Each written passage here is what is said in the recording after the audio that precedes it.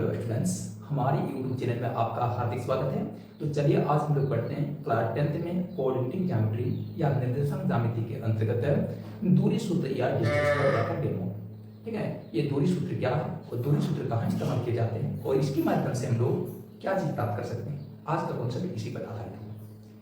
तो जैसे कि आप सबों को पता होगा कि किसी एक कार्तीय तल या कोऑर्डिनेटिंग प्लेन में बहुत सारी बिंदुएं होती हैं और उन सारे बिंदुओं के अलग अलग निर्देशांक होते हैं। उन निर्देशांकों में से प्रथम मान को भुज और द्वितीय मान को हम लोग कोटि के नाम से जानते हैं। ठीक है, तो इसमें दूरी सूत्र या डिस्टेंस फार्मूला क्या कहता है कि कार्तीय तल पर स्थित किन्हीं दो बिंदुओं जिनके निर्देशांक हमें पहले से ही पता हो, उन दो बिंदुओं को जोड़ने वाली सरल रेखाखंड या फिर कह सकते हो उन दोनों बिंदुओं के बीच की दूरी क्या होगी, तो ज्ञात करने के लिए हम लोग दूरी सूत्र या डिस्टेंस फार्मूला का इस्तेमाल करते हैं। जैसे उदाहरण के तौर पर कोई एक कार्तीय तल है और उस कार्तीय तल पर स्थित बिंदु ए का जो निर्देशांक है वो 3, और बिंदु बी उनका निर्देशांक है 7, है। समझ पा रहे हैं? तो यहाँ पर कार्तीय तल पर स्थित दो बिंदु हैं, ए बिंदु, उनके निर्देशांक के रूप में हमको 3, -5 का मान पता है और दूसरा बिंदु है बिंदु बी, उनका निर्देशांक कितना है 7, 2 पता है। समझ पा रहे हैं? तो इसमें देखोगे किसी भी बिंदु के जो निर्देशांक होते हैं उसमें भुज को सामान्य तौर पर हम लोग एक्स और कोटि को वाई से इंगित करते हैं। तो इस तरह से जैसे बिंदु ए पर एक्स और वाई के रूप में भुज और कोटि को निरूपित किए, ठीक उसी प्रकार से बिंदु बी पर भी जो भुज का मान होगा उसको हम लोग एक्स और कोटि को हम लोग वाई से निरूपित करेंगे। ठीक है, लेकिन इसमें पहचान जरूरी है कि x कहने का मतलब है a बिंदु का भुज अथवा फिर b बिंदु का भुज, y कहने का मतलब है a बिंदु का कोटि या फिर b बिंदु का कोटि। तो इसकी पहचान करने के लिए हम लोग क्या करते हैं, इन दोनों बिंदुओं में से किसी एक बिंदु को पहला बिंदु और फिर बिंदु को दूसरा बिंदु मान लेते हैं।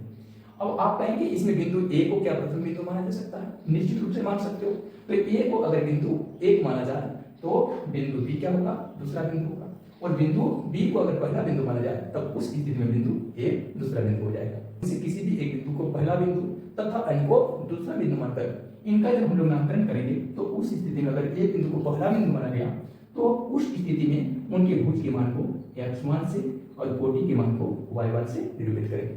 x1 का अर्थ हो गया पहला बिंदु का भुज, y1 का मतलब हो गया पहला बिंदु का कोटि। तो यदि हम लोग ए को पहला बिंदु मान लेंगे तो उनका निर्देशांक x1 y1 हो जाएगा।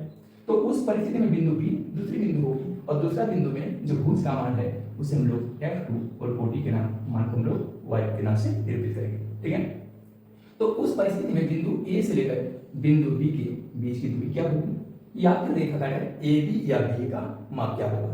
तो इसको ज्ञात करने के लिए आपको दूरी सूत्र की मदद लेनी होगी। दूरी सूत्र या डिस्टेंस फार्मूला से आप इन दोनों बिंदु के बीच की दूरी या इन दोनों बिंदुओं को मिलाने वाली जो सरल रेखाखंड है उसकी लंबाई ज्ञात कर सकते हो।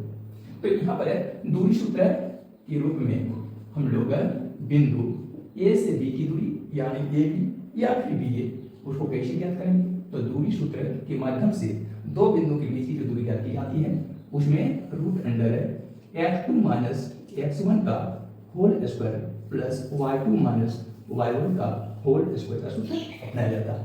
ठीक है, अगर कोई विद्यार्थी इस जगह पर क्या करेंगे कि x2 - x1 का होल स्क्वायर नहीं करके अगर x1 - x2 का होल स्क्वायर कर देंगे प्लस यहाँ पर y2 - y1 का होल स्क्वायर नहीं करके अगर y1 - y2 का होल स्क्वायर कर देंगे तो भी उनसे कोई गलती नहीं होगी। समझ पा रहे हैं? और ये दोनों ही परिस्थिति में प्राप्त मान होगा वो एक ही समान प्राप्त होगा जो कि ए से बी बिंदु के बीच की दूरी के रूप में होगा। ठीक है, तो आप लोग इस जगह पर क्या करेंगे, x2 की जगह पर x2 का मान, x1 की जगह पर x1 का मान, y2 की जगह पर y2 का मान और y1 की जगह पर y1 का मान स्थापित कर देंगे।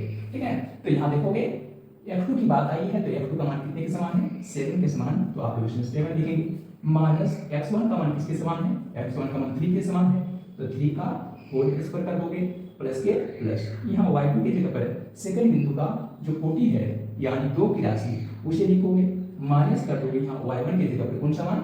-5 का मान। तो इसे -5 का मान जब माइनस करोगे तो यहाँ पर दो ब्रैकेट को हम लोग छोटी ब्रैकेट के रूप में अंदर कर सकते हैं, तो बाहर वाले ब्रैकेट को हम लोग मल्टीप्लाई कर देके उनका होल स्क्वायर करेंगे, फिर इनका मान प्राप्त करेंगे सोल्व करके। तो याद रखिएगा 7 में 3 घटा दोगे कितना हो जाएगा 4 और 4 का होल स्क्वायर हो जाएगा प्लस यहाँ पर हो जाएगा 2 माइनस प्लस i का होल स्क्वायर होगा। अब रूट अंडर 4 का स्क्वायर कर दोगे तो 4 4 में 16 हो जाएगा। अब प्लस ये दोनों राशि को जोड़ दोगे 2 और 5 7 7 का होल स्क्वायर कर दोगे। अब उसके बाद जोड़ोगे तो रूट अंडर 16 प्लस 7 का स्क्वायर कितना हो जाता है 49। ये दोनों राशियों को जब परस्पर जोड़ दोगे तो प्राप्त मान कितना होगा रूट अंडर 16 और 49 जोड़ दोगे रूट अंडर 65 या 65 हो जाएगा।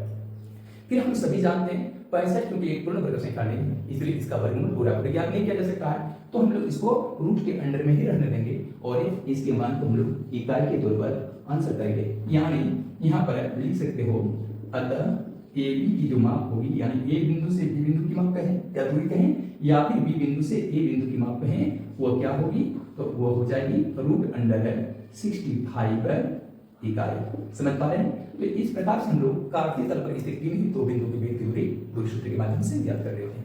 उम्मीद करते हैं आपको ये कॉन्सेप्ट अच्छी तरह से समझ में आ गया होगा।